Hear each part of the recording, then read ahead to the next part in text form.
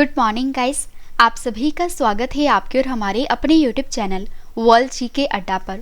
Friends, आज हम discuss करेंगे 30 नवंबर 2022 के डेली करंट अफेयर्स के बारे में। और अगर आप किसी भी एग्जाम की तैयारी कर रहे हो तो ये वीडियो आपके लिए काफ़ी ज़्यादा इंपॉर्टेंट रहने वाली है। तो चलिए अब हम स्टार्ट करते हैं हमारे फर्स्ट क्वेश्चन से। तो हमारा फर्स्ट क्वेश्चन है, अपने सभी जिलों में जियो 5G सेवाएं प्राप्त करने वाला पहला भारतीय राज्य कौन सा बना है? सही आंसर है ऑप्शन ए गुजरात। फ्रेंड्स, आपको बता दूं कि अपने सभी जिलों में जो गुजरात राज्य है ये 5G सेवाएं शुरू करने वाला पहला भारतीय राज्य बन गया है। तो गुजरात के सभी जिलों में जियो ट्रू 5G सर्विस की शुरुआत की गई है और जो गुजरात है ये ऐसा पहला राज्य बन गया है जहां पर सभी जिलों में जियो की 5G सर्विस को शुरू किया गया है। तो यहाँ पे फ्रेंड्स बात हुई है गुजरात की। आइए गुजरात के बारे में जान लेते हैं। तो गुजरात की जो स्थापना की गई थी 1 मई 1960 को। राजधानी है गांधीनगर। गुजरात के सबसे पहले मुख्यमंत्री थे श्री जीवराज नारायण मेहता। वर्तमान में कौन है? भूपेंद्र पटेल। आज जो गुजरात के सबसे पहले राज्यपाल थे इनका नाम है मेहदी नवाज जंग। वर्तमान में कौन है? आचार्य देवव्रत। गुजरात का राजकीय पशु है एशियन शेर। राजकीय फूल है गलगोटा और जो राजकीय पेड़ है ये है आम। और फ्रेंड्स गुजरात का राजकीय पक्षी क्या है? हंसावर। गुजरात के लोक नृत्य हैं गरबा, डांडिया, भवई, रासलीला और पनिहारी। और गुजरात के पर्यटक स्थल हैं द्वारका, सोमनाथ, पालीताना, तरंगा और गिरनार। गुजरात की सीमाएं लगते हैं राजस्थान, मध्य प्रदेश, महाराष्ट्र, दमन एवं दीव, दादर और नगर हवेली के साथ। और गुजरात की नदियां कौन सी हैं? नर्मदा, ताप्ती, लूनी, साबरमती। गुजरात में लोकसभा सीटें हैं 26 और राज्यसभा सीट कितनी है? 11। अगला क्वेश्चन हमारा, जीएसटी अधिनियम के अनुसार राज्यों को जीएसटी के संबंध में राजस्व की हानि के लिए कितने वर्षों तक मुआवजे का आश्वासन दिया गया है? सही आंसर है ऑप्शन डी 5। फ्रेंड्स, आपको बता दूं कि जीएसटी अधिनियम के अनुसार राज्यों को जीएसटी के संबंध में राजस्व की हानि के लिए 5 वर्षों तक मुआवजे का आश्वासन दिया गया है। तो 1 जुलाई 2017 से देश में वस्तु व सेवा कर पेश किया गया था, यानी कि जीएसटी पेश किया गया था। और जो जीएसटी है ये अधिनियम 2017 के प्रावधानों के अनुसार जीएसटी के कार्यान्वयन के कारण उत्पन्न होने वाली किसी भी राजस्व के नुकसान के लिए राज्यों को 5 साल तक मुआवजे का आश्वासन दिया जाएगा। तो यहाँ पे फ्रेंड्स बात हुई है जीएसटी की। आइए जीएसटी से रिलेटेड इंपॉर्टेंट क्वेश्चन जान लेते हैं और ये सभी क्वेश्चन आपके एग्जाम के लिए इंपॉर्टेंट रहेंगे। तो फर्स्ट है, जीएसटी का फुल फॉर्म क्या है? आंसर है गुड्स एंड सर्विस टैक्स, और जिसे हिंदी में क्या कहा जाता है? वस्तु एवं सेवा कर। जीएसटी को कितने भागों में बांटा गया है? आंसर है 3। कौन कौन से हैं? सीजीएसटी, एसजीएसटी और आईजीएसटी। एसजीएसटी का फुल फॉर्म है state goods and service tax और सीजीएसटी का फुल फॉर्म क्या है? Central goods and service tax. और फ्रेंड्स आईजीएसटी का फुल फॉर्म क्या है? Integrated goods and service tax. Next point हमारा, जीएसटी किस प्रकार का कर है? आंसर है ये है अप्रत्यक्ष कर। सबसे पहले जीएसटी कब और कहां पर लागू किया गया था? आंसर है विश्व में जीएसटी सबसे पहले फ्रांस में 1954 में लागू किया गया था। और फ्रेंड्स राज्य में कहां पर लागू किया गया था? सबसे पहले असम में। और फ्रेंड्स आपको ये भी पता होना चाहिए कि भारत में जो जीएसटी है ये 1 जुलाई 2017 को लागू किया गया था, जो कि कनाडा देश के मॉडल पर आधारित है। जीएसटी दिवस कब मनाया जाता है? आंसर है 1 जुलाई को। और भारत में वह संविधान कौन सा है जिसके तहत जीएसटी को पारित किया गया था? आंसर है 122वां संविधान संशोधन है, जो कि 2014 में संसद में प्रस्तुत किया गया था। नेक्स्ट है, जीएसटी पर राष्ट्रपति ने मंजूरी कब दी थी? आंसर है 8 सितंबर 2016 को। भारत में जीएसटी के संविधान संशोधन के तहत लागू किया गया था? आंसर है 101वां संविधान संशोधन के तहत। और भारत में जीएसटी लागू करने का सुझाव किसने दिया था? आंसर है विजय केलकर समिति ने। नेक्स्ट है, जीएसटी के अंतर्गत कितने अप्रत्यक्ष कर और अधिभार को शामिल किया गया है? आंसर है 17 अप्रत्यक्ष कर और 23 अधिभार को। नेक्स्ट पॉइंट हमारा, जीएसटी पंजीकरण संख्या में कितने अंक होते हैं? आंसर है 15।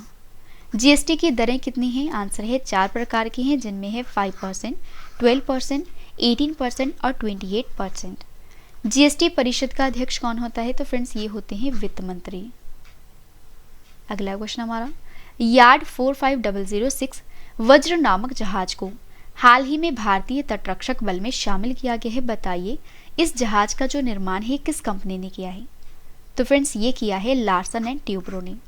तो यार्ड 45006 वज्र नामक जहाज को हाल ही में भारतीय तटरक्षक बल में शामिल किया गया है और इस जहाज का जो निर्माण है फ्रेंड्स ये किया गया है लार्सन एंड ट्यूब्रो कंपनी के द्वारा। तो हाल ही में तटीय सुरक्षा को बढ़ावा देने के लिए छठा अप तटीय गश्ती पोत जिसका नाम क्या है यार्ड 45006 वज्र को लॉन्च किया गया है। और फ्रेंड्स ये जहाज जो है ये मेक इन इंडिया नीति के तहत Messrs Larsen and Toubro ship building के द्वारा निर्मित 7 औपद्योगिक परियोजनाओं की श्रृंखला में छठा जहाज है। तो इस जहाज को बनाए हैं लार्सन एंड ट्यूब्रो ने। तो लार्सन एंड ट्यूब्रो की स्थापना हुई थी 7 फरवरी 1938 को। मुख्यालय है भारत के मुंबई में जो कि महाराष्ट्र में है। अध्यक्ष हैं अनिल मणिभाई नायक और एमडी और सीईओ कौन है? एस.एन. सुब्रमण्यन।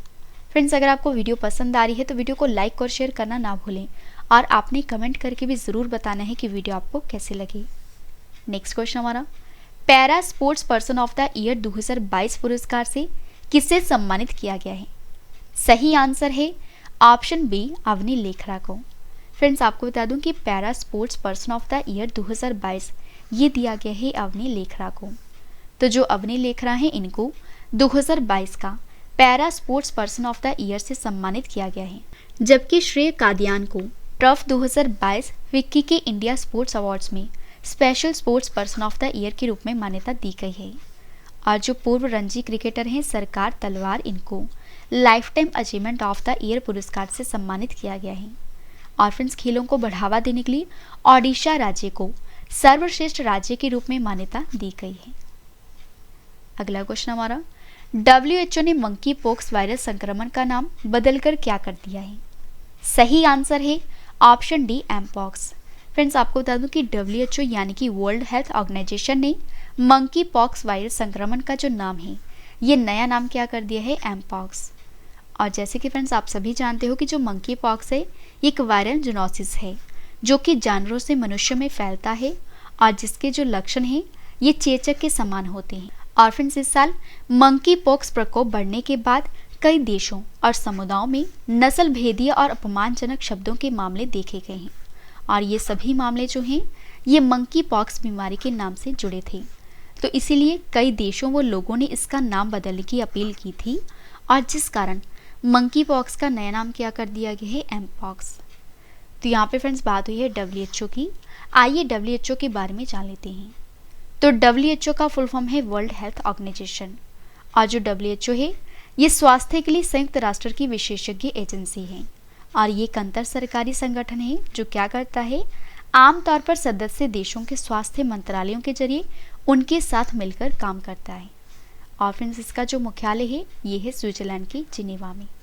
और WHO ने 7 अप्रैल 1948 से कार्य को शुरू किया था और 7 अप्रैल को हर साल विश्व स्वास्थ्य दिवस को मनाया जाता है। और फ्रेंड्स आपको ये भी याद रखना है कि WHO के जो महानिदेशक हैं इनका नाम है टेड्रोस एडहेनॉम। अगला क्वेश्चन करते हैं, संयुक्त राष्ट्र के द्वारा किस वर्ष को अंतर्राष्ट्रीय बाजरा वर्ष के रूप में घोषित किया गया है? सही आंसर है ऑप्शन डी 2023 को। तो संयुक्त राष्ट्र यानी कि यूनाइटेड नेशंस के द्वारा 2023 को अंतर्राष्ट्रीय बाजरा वर्ष घोषित किया गया है। तो आइए अब हम इस क्वेश्चन को डिटेल में जान लेते हैं। तो केंद्रीय कृषि और किसान कल्याण मंत्री हैं श्री नरेंद्र सिंह तोमर। फ्रेंड्स इन्होंने कहा है कि जो अंतर्राष्ट्रीय बाजरा वर्ष यानी कि जो 2023 है ये बाजरा के वैश्विक उत्पादन को बढ़ाने, कुशल प्रसंस्करण और फसल चक्रण का बेहतर उपयोग करने तथा खाद्य बास्केट के एक प्रमुख घटक के रूप में बाजरे को स्थापित करने का अवसर प्रदान करेगा। और प्रधानमंत्री नरेंद्र मोदी की इस पहल पर संयुक्त राष्ट्र ने वर्ष 2023 को अंतर्राष्ट्रीय बाजरा वर्ष घोषित किया है। अगला क्वेश्चन हमारा, भारत का पहला बौद्ध अंतर्राष्ट्रीय विश्वविद्यालय जिसका नाम क्या है फ्रेंड्स? धम्मदीपा, ये कहाँ पर खोला गया है? सही आंसर है ऑप्शन सी त्रिपुरा में। तो जो भारत का पहला बौद्ध अंतर्राष्ट्रीय विश्वविद्यालय है यानी कि जो धम्मदीपा है फ्रेंड्स ये खोला गया है त्रिपुरा राज्य में। तो बौद्ध संस्कृति के प्रचार और पुनरुद्धार के लिए भारत का पहला जो बौद्ध अंतर्राष्ट्रीय विश्वविद्यालय है ये धम्मदीपा की स्थापना की गई है। और जो धम्मदीपा है फ्रेंड्स ये भारत का पहला बौद्ध विश्वविद्यालय होगा और इस विश्वविद्यालय का जो नेतृत्व है ये बौद्ध मठवासी करेंगे और इसका जो संचालन और निगरानी है ये बौद्ध करेंगे। नेक्स्ट क्वेश्चन हमारा, किस मंत्रालय ने ई गवर्नेंस श्रेणी में स्वर्ण पुरस्कार को जीता है? सही आंसर है ऑप्शन बी, पंचायती राज मंत्रालय ने। तो पंचायती राज मंत्रालय ने हाल ही में ई गवर्नेंस कैटेगरी में स्वर्ण पुरस्कार को जीता है।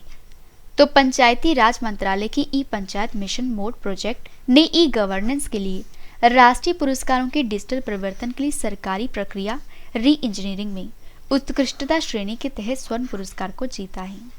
और आपको ये भी पता होना चाहिए कि हमारे देश के पंचायती राज मंत्री कौन है? श्री गिरिराज सिंह जी। अगला क्वेश्चन हमारा, संयुक्त सैन्य अभ्यास जिसका नाम फ्रेंड्स क्या है? हरिमो शक्ति 2022, ये किन देशों के बीच शुरू किया गया है? सही आंसर है ऑप्शन ए, भारत और मलेशिया के बीच। तो संयुक्त सैन्य अभ्यास है हरिमो शक्ति 2022 जो कि आयोजित किया गया है भारत और मलेशिया के बीच। तो भारत मलेशिया के बीच संयुक्त सैन्य अभ्यास हरिमो शक्ति 2022 ये मलेशिया के पुलाई क्लैंग में शुरू किया गया है। और इस सैन्य अभ्यास का जो समापन है फ्रेंड्स ये 12 दिसंबर 2022 को होगा। और इस अभ्यास का उद्देश्य क्या है कि भारतीय सेना और मलेशियाई सेना के बीच रक्षा सहयोग को बढ़ावा देना है। नेक्स्ट और लास्ट क्वेश्चन करें इस वीडियो का, फिलिस्तीनी लोगों के साथ एकजुटता का अंतर्राष्ट्रीय दिवस 2022 ये कब मनाया गया है? सही आंसर है ऑप्शन ए, 29 नवंबर को। तो फिलिस्तीनी लोगों के साथ एकजुटता का अंतर्राष्ट्रीय दिवस फ्रेंड्स ये मनाया गया है 29 नवंबर को। तो संयुक्त राष्ट्र महासभा ने 29 नवंबर 1947 को फिलिस्तीन के विभाजन पर संकल्प को अपनाया था और जिसके उपलक्ष्य में हर साल 29 नवंबर को फिलिस्तीनी लोगों के साथ एकजुटता का अंतर्राष्ट्रीय दिवस मनाया जाता है।